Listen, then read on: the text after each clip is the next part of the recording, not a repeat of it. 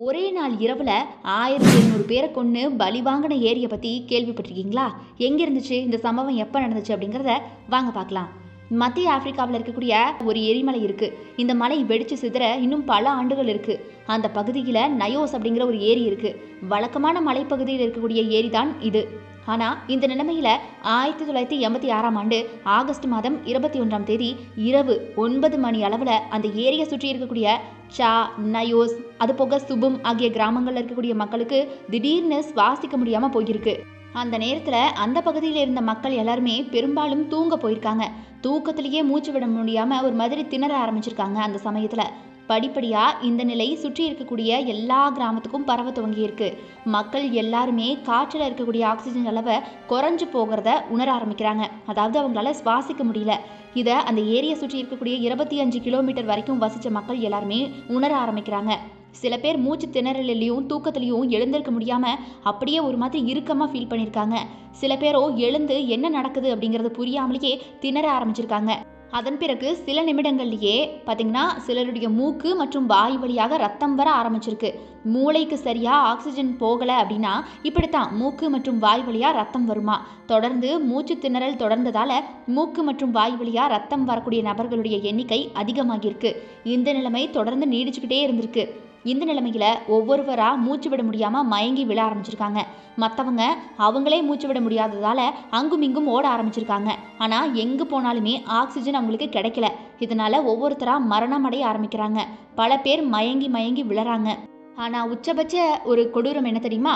சிலருடைய மூளையில வெடிப்பே ஏற்பட்டு துடிதுடிச்சு இறந்தே போயிருக்காங்க. இது என்ன, ஏன் இப்படி நடக்குது அப்படின்னு யாருக்குமே புரியல.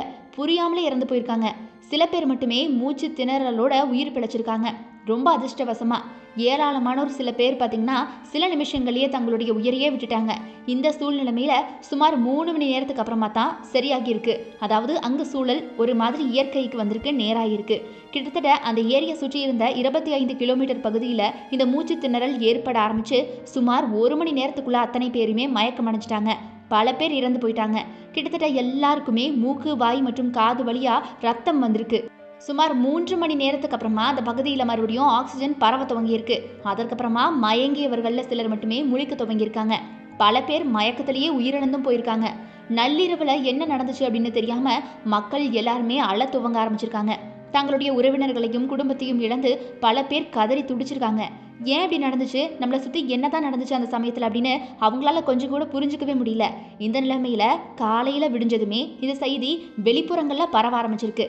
அப்பதான் அந்த கிராம மக்களுக்கு அந்த கிராமம் மட்டுமில்ல, அவங்கள சுற்றி பல கிராமங்கள்ல இப்படித்தான் நடந்துச்சு அப்படின்னு தெரிய வந்திருக்கு. இது மட்டுமில்ல, அந்த கிராமங்கள்ல இருக்கக்கூடிய விலங்குகள், பறவைகள், ஏன் பூச்சி இருக்கும்ல, அந்த பூச்சிகள் கூட இதுல செத்து கிடந்தது அப்படிங்கிறது தெரிய வந்திருக்கு. இதை கண்டு விஞ்ஞானிகள் ஆய்வு நடத்துறாங்க. இது ரொம்ப வியர்டா இருக்கு, இது ரொம்ப கொடூரமா நடந்திருக்கு, எப்படி நடந்திருக்கும், யார் காரணம், எதற்காக நடந்துச்சு அப்படின்னு முதல்ல அவங்களால எதையுமே கண்டுபிடிக்க முடியல. அதற்கப்புறமா இறந்தவங்கள பிரேத பரிசோதனை செஞ்ச போதுதான் உண்மை தெரிய வந்திருக்கு.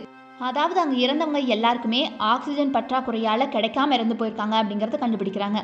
அதுக்கப்புறமா உயிரோடு இருப்பாங்க இல்லையா, அவங்க கிட்ட நடந்தது எல்லாத்தையும் விசாரிக்கிறாங்க. அப்போ தான் தெரிய வருது, காற்று மண்டலத்தில் ஆக்சிஜன் குறைஞ்சதை விஞ்ஞானிகள் கண்டுபிடிக்க ஆரம்பிக்கிறாங்க. எப்படி காற்றில் ஆக்சிஜன் குறைஞ்சது அப்படின்னு ஆய்வு செய்யும்போது ஆக்சிஜன் குறையிறதுக்கு காரணம் அந்த பகுதியில் கார்பன் டை ஆக்சைடு காற்றில் அதிகமாக கலந்துருக்கலாம் அப்படின்னு ஆலோசிக்கிறாங்க. அதுக்கப்புறமா அந்த பகுதியில் நடத்திய ஆய்விலுமே இப்படியான ஆக்சிஜன் குறைபாட்டை உணர்ந்த பகுதிகளை ஆய்வு செஞ்ச போது அதற்கு மத்தியில் இருந்த இந்த ஏரி தான் கடைசியில் அவங்களுடைய புள்ளிக்கு நின்று இருக்கு. இந்த ஏரி தான் காரணம் அப்படிங்கிற முடிவுக்கு அவங்க வராங்க. அதுக்கப்புறமா ஏரியில் ஆய்வுகளை தொடர்ந்துருக்காங்க. ஏரி ஆய்வு செய்யும் போது தான் ஒரு விஷயம் தெரிய வந்திருக்கு. அந்த ஏரி நீரில் கார்பன் டை ஆக்சைடுடைய அளவு அதிகமாக இருந்திருக்கு. ஸோ இப்போ ஒரு கன்க்ளூஷனுக்கு வராங்க. அப்போ தான் விஞ்ஞானிகள் என்ன முடிவு பண்ணுறாங்க, ஒருவேளை இந்த ஏரியிலிருந்து தான் கார்பன் டை ஆக்சைடு வெளியேறி இருக்கலாமோ அப்படின்னு நினைக்கிறாங்க. கடைசியில் அது உறுதியும் ஆகுது. அதுக்கப்புறமா நடந்த ஆய்வில் அது நிச்சயமாக உறுதி செய்யப்பட்டிருக்கு. அதுக்கப்புறமா எப்படி கார்பன் டை ஆக்சைடு இந்த ஏரியிலேருந்து வெளியேறுச்சு அப்படிங்கிற ஆய்வு நடத்துகிறாங்க. ஆய்வாளர்கள் ஆய்வு செய்ய நினச்சிருக்காங்க. ஆனால் பாருங்கள், அதற்காக ஏரியுடைய அடிப்பகுதிக்கு போகிறது அவ்வளவு சுலபமாக இல்லை. ரொம்ப கஷ்டங்களையும் தாண்டி அடிப்பகுதிக்கு போய் ஆய்வுகளை நடத்துகிறாங்க. ஆனால் ஏரிக்குள்ளே எந்தவித மாற்றமும் அவங்க நோட் பண்ணலை. எல்லாமே வழக்கம் போல தான் இருந்திருக்கு, நார்மலாக தான் இருந்திருக்கு. அந்த ஏரியில் அப்நார்மலாக எதையும் அவங்க நோட் பண்ணல. அதற்கப்புறமா எப்படி அப்படியான கார்பன் டை ஆக்சைடு வெளியாகியிருக்கு அப்படின்னு யாருக்குமே தெரியல. இன்க்ளூட் விஞ்ஞானிகளுக்கும் தெரியல. ஆனால் மக்களுக்கு இவ்வளவு பாதிப்பு ஏற்பட்டிருக்கணும் அப்படின்னா சுமார் ஏரி மட்டத்திலிருந்து 50 மீட்டர் உயரத்திற்கு 3 லட்சம் முதல் 16 லட்சம் டன் அளவிலான ரொம்ப அடர்த்தியான கார்பன் டை ஆக்சைடு வெளியாகி இருக்க வேணும் அப்படின்னு அவங்க சொல்றாங்க. அப்படி ஆகியிருந்தா தான் அன்னைக்கு ராத்திரி அத்தனை பேர் இறந்திருப்பாங்க. அப்படி அதனால அதெல்லாம் 100 கிலோமீட்டர் வேகத்துல மலையிலிருந்து கீழ் நோக்கி வந்து கொஞ்சம் கொஞ்சமா காத்தோட கலந்துருக்கணும். அன்னைக்கு ராத்திரி அதுதான் நடந்திருக்கணும் அப்படிங்கிற முடிவுக்கு வராங்க. ஆனா அவ்வளவு கார்பன் டை ஆக்சைடு ஒரே நேரத்துல வெளியானா ஏரியில் இருக்கக்கூடிய தண்ணீருக்குள்ள குண்டு வெடிச்சது மாதிரி சத்தம் ரொம்ப அதிகமா ஏற்பட்டிருக்கும். ஆனா பாருங்க, சத்தம் ஏற்பட்ட மாதிரியும் தெரியல. அப்படி அந்த மாதிரி ஏரிக்குள்ள இருந்து சத்தம் வெளிப்பட்டிருந்தா 90 அடி உயரத்திற்காவது தண்ணீர் ஒரு குட்டி சுனாமி மாதிரி சிதறி இருக்கணும், தெரிச்சிருக்கணும். ஆனா அப்படி எதுவுமே அங்க நடக்கல. இந்த சம்பவத்திற்கு அப்புறமா நடந்த ஆய்வுல இந்த ஏரியிலிருந்து வெளியேறிய கார்பன் டை ஆக்சைடு 1746 பேரை பலி வாங்கி இருக்கு அப்படின்னு தெரிய வந்திருக்கு. இது ஒரு பெரும் இயற்கை பேரழிவாகவே பார்க்கப்படுச்சு அந்த சமயத்துல.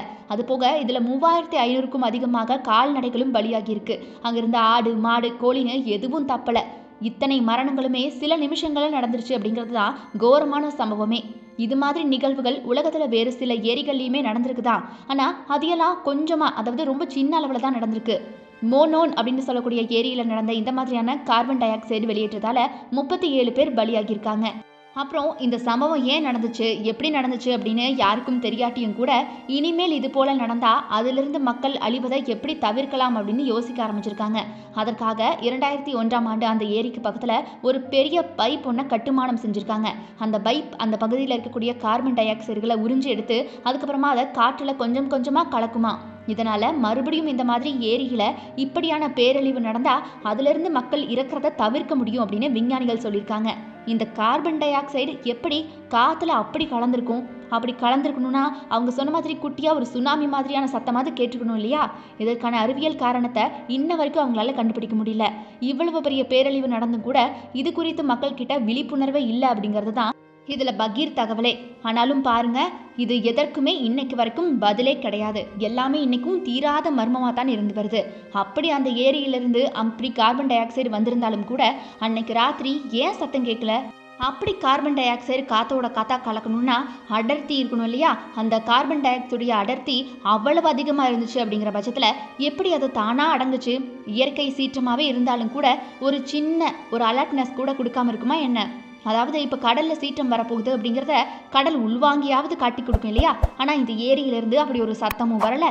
அதனுடைய அந்த நீர் மட்டமும் எதுவும் உயரமும் இல்லை, குறையவும் இல்லை. எந்த விதமான ஒரு சாம்பிளான சவுண்டை கூட அது கொடுக்கல அப்படிங்கிறது தான் இந்த இடத்துல மக்கள் அத்தனை பேரும் இறக்கிறதுக்கு காரணமாக அமைஞ்சிருக்கு.